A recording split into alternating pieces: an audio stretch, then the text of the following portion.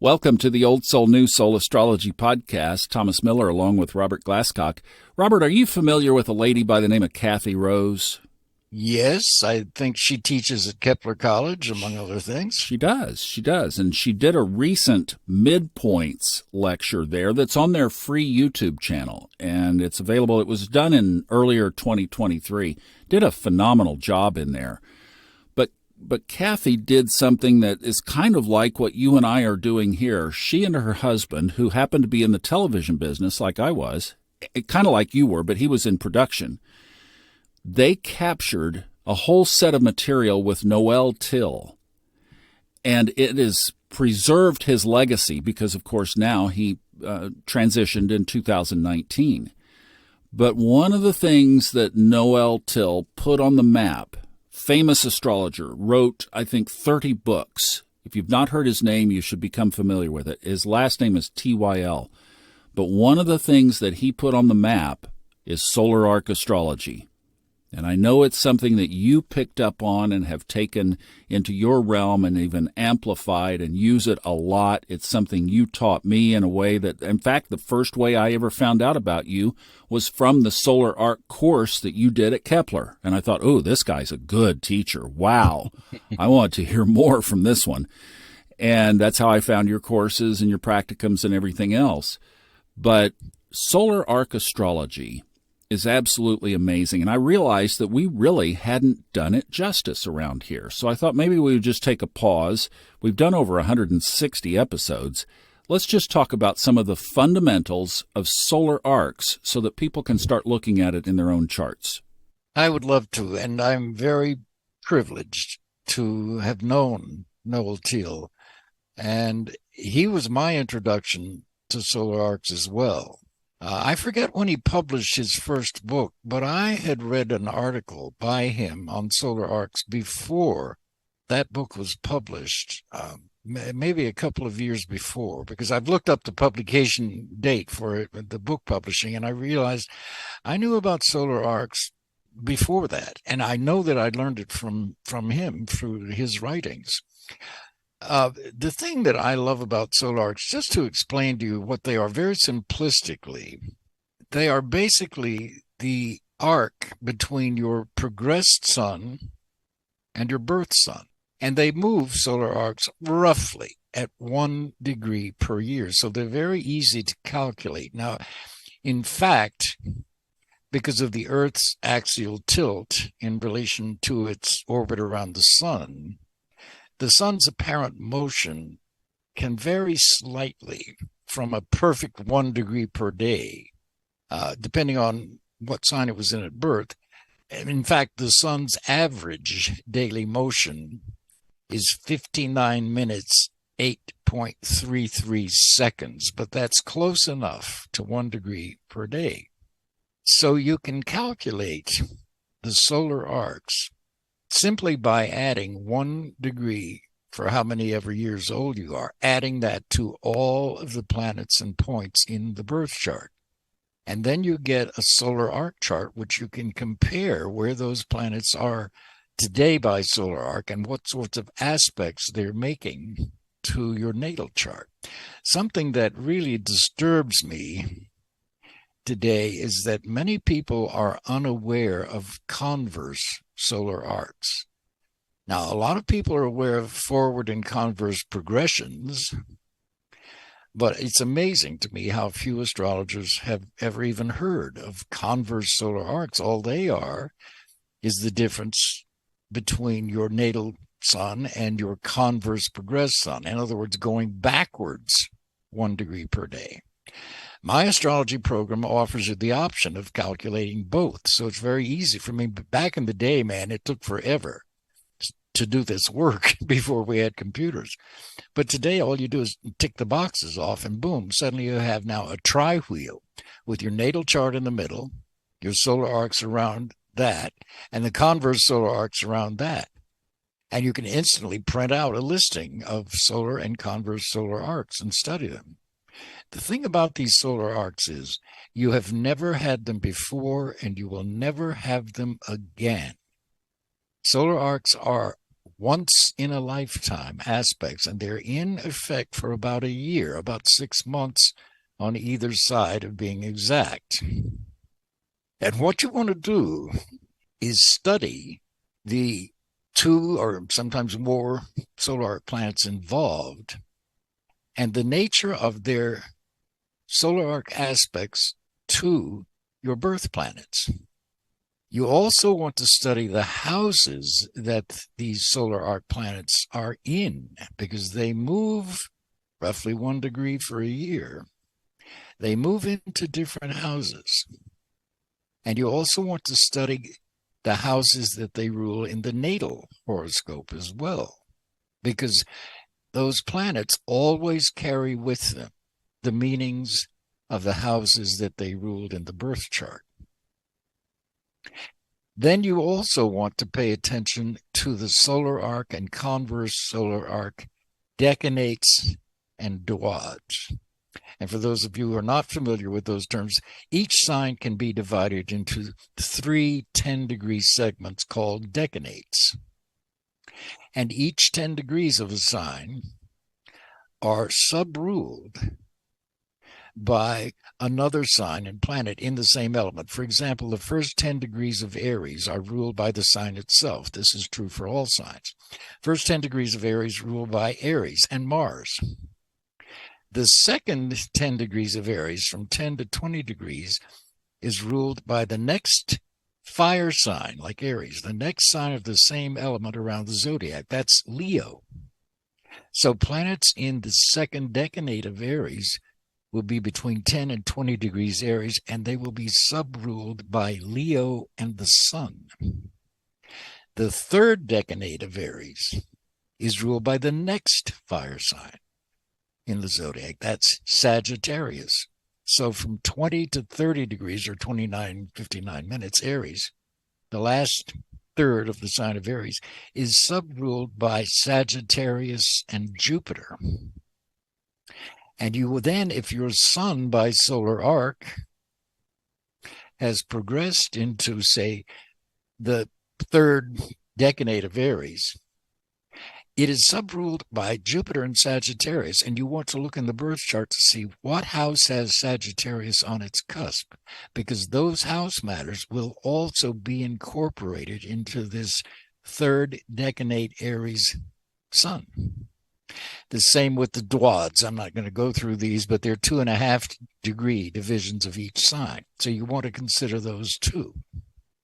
You look to see what houses in the natal chart are ruled by that solar arc planet, and also by its decanate and by its dwad, because those houses will be figured into your interpretation.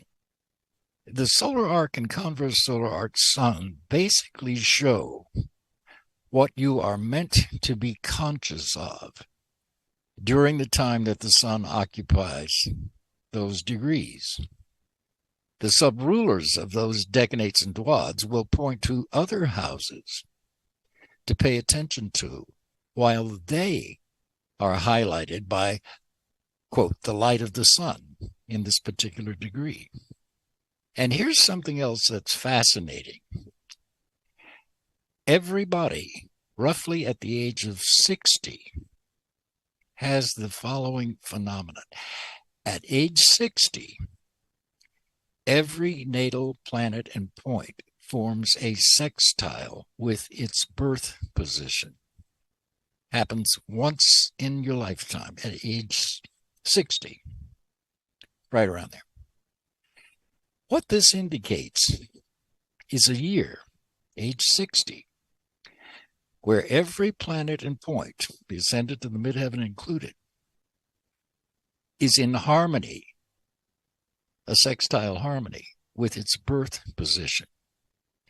It is a figurative, harmonious coming together of understanding and meaning of everything in your life in preparation as a gateway into, let's say, figuratively, the last third of your life if you live to be 90.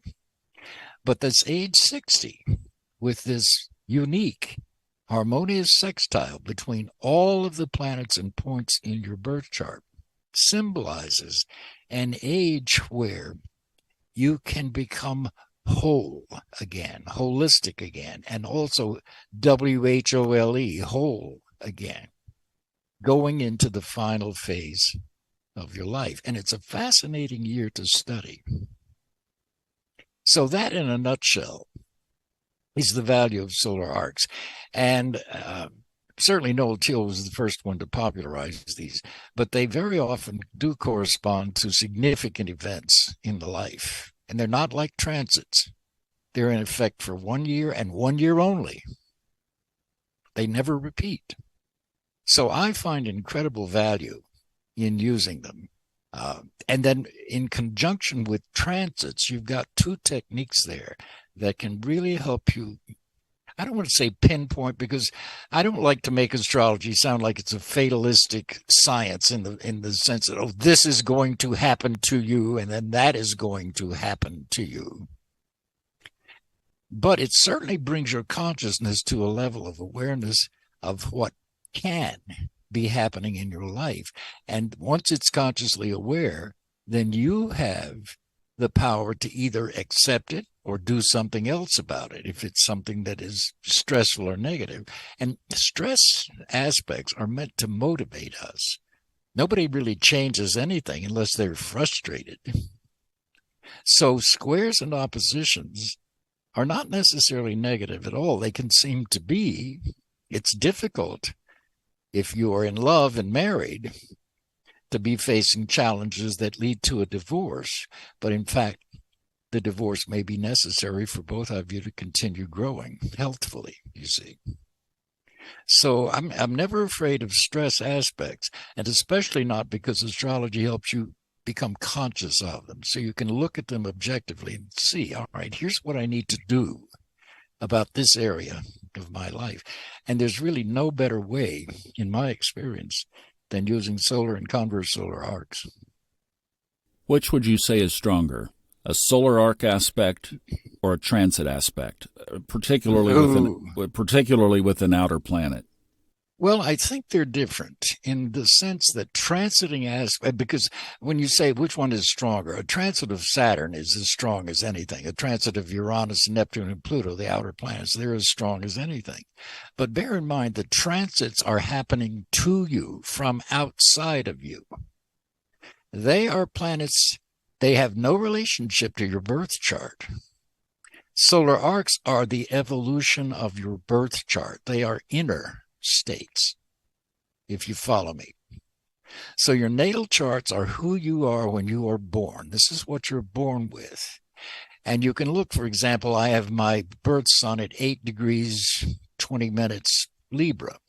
So I know that at age 22, 21 or 22, is a major change in my life because my solar arc sun enters Scorpio that year. Well, that's the age I left my family, left Vanderbilt, moved to Los Angeles, became an actor, and instantly discovered astrology, which has been the backbone of my life ever since. That's solar arcs, and that was an inner manifestation, no matter what the transit. Now, transits, you can actually consider each transiting planet as a person or a group of people that are impacting you from outside of you. They are triggering these inner reactions in your birth chart, but they're impinging on you from outside. The collective transits of Saturn, Uranus, Neptune, and Pluto will often show collective forces that are beyond your control. For example, the company you work for gets sold. You have no control over that. That happens to you. It's your reaction to that determines whether that's positive or negative in your life. And this is true for everything. It's your reaction to life. Some people go under. A stress comes along, a partner leaves them, the company gets sold, they lose their jobs, and they panic. They feel helpless and yada, yada, yada, and they go under. Other people, thank God, now I can go do something I love to do. So we have a control over our reactions, which is an understanding of the natal chart in reaction to the transits. But the solar arcs are things that are emerging from within us. They're based on the positions of our natal planets. They have nothing to do with transits. They're an inner evolution, and especially as solar arc planets change signs and ingress into a new sign, like mine did at roughly age 22. Hugely important. So it's kind of impossible. It's apples and oranges to say which are stronger, because they're both strong, especially the transits of the, say, Mars on out, they are strong, but they come from a stimulus that's imposed on us from events and people and situations outside of us. Whereas the solar arcs and converse solar arcs are inner realizations that it's time to change. It's time to move on and to move up, hopefully, if that makes any sense. I think you handled it well. Okay. That's all I needed to hear. Yeah, you get an attaboy on that one. Okay. I found something in the solar arc chart the other day that I have never heard you mention, but I'll bet you know it's there. I was just looking at it. Okay, so depending on where your sun is, as you were saying, you will experience, if you live a somewhat lengthy life, 70, 80 years, you will experience 3, maybe 4 signs of solar arc sun changes. But for everybody in the solar arc chart, and this is only where this shows up that I can think of, the ascendant starts at the same point for all of us. It starts at the horizon, the cusp of the first house. And we're using, of course, the equal house system. So for 30 years, that ascendant moves through the first house. Well, what happens during those first 30 years? You learn about yourself.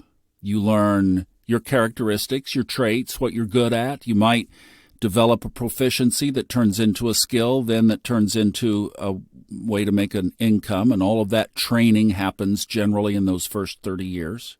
You might catch the eye of somebody who is of interest for as a life partner. You might get married, have kids, and then you have a Saturn return, and that solar arc ascendant moves into the second house. Now, my dad always said that your first 30 years you're learning, your next 30 years you're earning, and then your last few years, of course, he came from the era where you basically got kicked to the curb at 65, but then you're tapering down. So those are the productive earning years. You're raising your kids, you're raising the family, you're accumulating assets, possessions, you're developing a portfolio that maybe one day will serve you in retirement, etc. And then you have another Saturn return. Now you end up in the third house. Grandkids. And you have another Saturn return after that period, and what I thought was really cool is if you make it into your 90s, you end up into that ascendant is in the fourth house of home. And you truly, at that point in your life, are thinking about going home. And since you and I are both in that third house territory, what really dawned on me that I thought was so cool was that is the little slice of that pie where we start to lay the bricks, the karmic bricks, for that next incarnation. So how we live this little slice so much sets up what happens in the future. And I just thought that picture of that solar arc ascendant, just 1 degree per year, clickety-clickety-click, moving through, shows us such a picture of our journey through what for some will be a long life. It really does. It really does. And especially when you mentioned when the solar arc ascendant goes through the third house, for example, opposite the ninth, which is higher mind, psychic guides, reincarnation, past lives, especially from the past life sense, when your solar arc ascendant goes through your third house, that's your human personal consciousness and mind.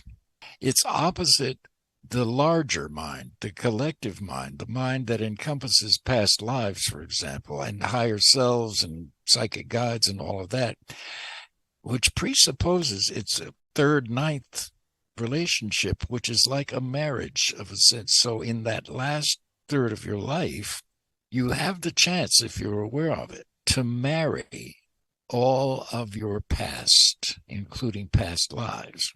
And I've seen that happen with me in my own life. And plus, it's very natural in that third of your life to begin exploring those non-physical, pre-physical, metaphysical realities in preparation for what we call death. And, I love this phrase from Seth Speaks, one of the Seth books by Jane Roberts. Seth says, "You are as dead now as you'll ever be." This is as dead as it gets. And having had out-of-body experiences, as many listeners know, and they all happened in 1 year in my life. I've really never had them since then, but I had a total of 5 in 1 year, all prompted by an accident that I was a passenger in. Those were the first direct evidence that I had that these teachings are true. They've been written about for millennia, but they're absolutely true. And I also began to understand past lives. I simply asked one night in meditation, is there a past life I should know something about that has some meaning in this life? And instantly, vividly experienced something that was shocking to me, but also incredibly revealing. And then later, I managed to get with Brian Jameson, a past life regressionist in San Diego that I had met. Had a 6-hour session with him in which I went through several past lives, non-hypnotically, all recorded. But that established that bridge between the third house and the ninth house, like you're talking about. And once you've established that bridge, it doesn't go away. You can always cross it and go over and visit that and come back here and incorporate it here as often as you like. And so you begin to unite the idea that your soul really does not die. Your physical body does, but it's like changing clothes in a sense. Well, we'll try, this is so deep and rich, we'll try to revisit solar arcs more often than we had. I wanted to just mention a couple of software programs here for those of you who might be shopping for software and want to know which ones do converse and direct solar arcs. Converse is the deal. Janus 5, now Janus 6, I think, is out. They do it. The Kepler Sirius, now 4.0 series, they do it. SolarFire does it. But my program on the Mac, AstroGold, does not. So on some of the higher-end software there. And if any of you guys know anybody, if you have any connections with the SolarFire people, please tell them to put it in AstroGold. They have it in SolarFire. It's a checkbox. Just do it. Just do it. Good for you. I fortunately have a couple of Mac computers, and I have every one of those other programs, so I can get it done. It's just I have to switch and then, do the stuff. But that will give you a list of those that do. And it's just simply the solar arc going backwards, and you read it just like the direct. Thank you, Robert, for this. It is such a great topic, and he really has incorporated that and horary are kind of the two other areas of embellishment that Robert is known for. Done a lot of classes with Kepler through the years, and someday we may put something together around here, too, on solar arcs. Thank you so much for listening. All of the show notes contain all the direct links to everything. Our horary course, Robert's reading link, and everything else, Kristen's moon calendar, it's all there. We'll see you next time on the Old Soul, New Soul Astrology podcast. Really appreciate you listening. Bye-bye.